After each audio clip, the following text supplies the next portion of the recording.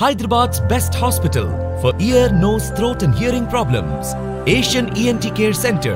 TV. This is Dr. Neelima from Asian ENT Care Center, Begumpet. So, ఇవాళ మనం allergic rhinitis topic గురించి మాట్లాడుకుందాం.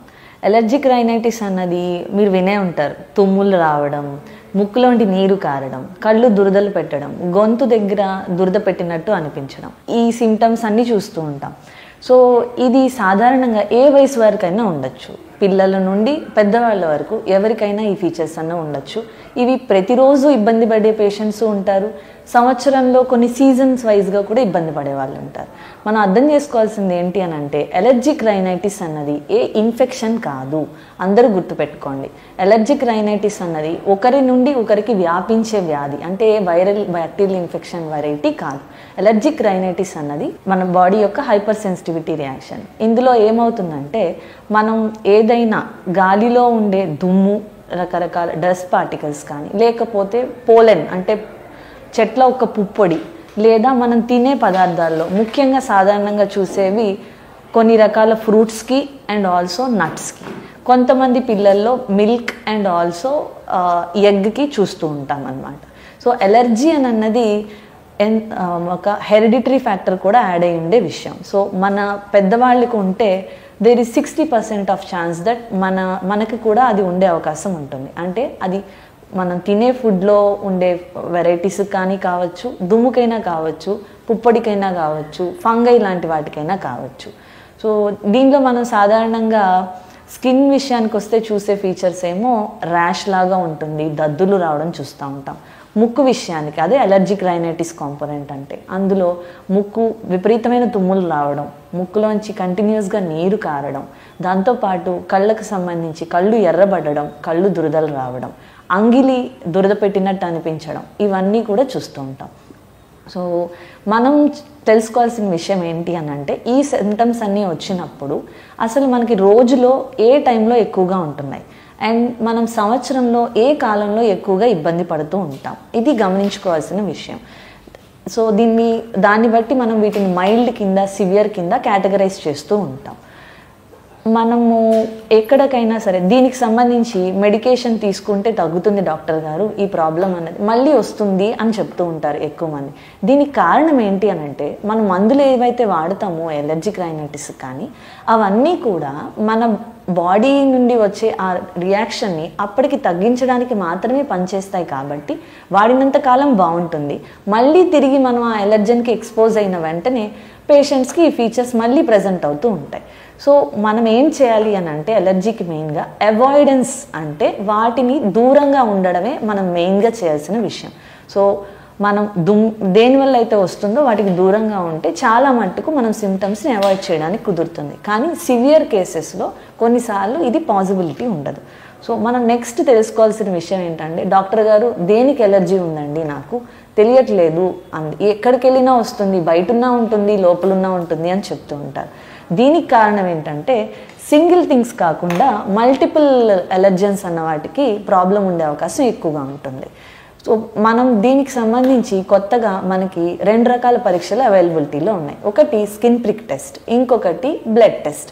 ఈ స్కిన్ ప్రిక్ టెస్ట్లో మనం ఏం చేస్తామంటే మనం దేనికైతే ఎక్స్పోజ్ అయ్యి ఎలర్జీని ఫేస్ చేస్తున్నామో ఆ ఏజెంట్ని ఒక డ్రాప్ ఫామ్లో స్కిన్ మీద పెట్టి చిన్నగా ప్రిక్ చేసి అది మన స్కిన్లోకి ఎంటర్ అయిన తర్వాత దాని నుండి వచ్చే రియాక్షన్ని గమనించి దాన్ని బట్టి మనకి దేనికి ఎలర్జీ ఉందని తెలుసుకోవడానికి కుదురుతుంది.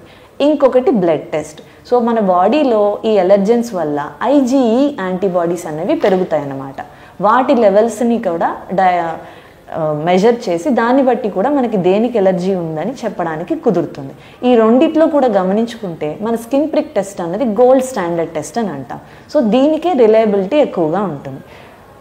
సో ఈ టెస్ట్ వల్ల మనకు అడ్వాంటేజ్ ఏంటి డాక్టర్ గారు అని అంటే ఈ టెస్ట్ చేసుకుంటే మనకి స్పెసిఫిక్గా దేనికి ఎలర్జీ ఉంది అని తెలుస్తుంది.